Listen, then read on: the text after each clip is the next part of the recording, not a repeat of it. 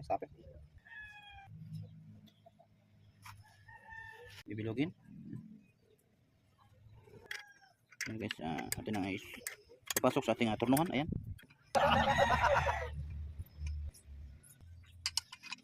Ayan guys, bilog na tayo ng isa. Okay. Ayan guys, so kitang-kita natin, bilog na.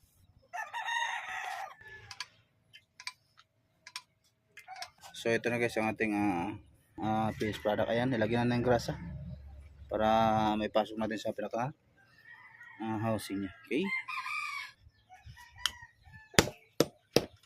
Okay.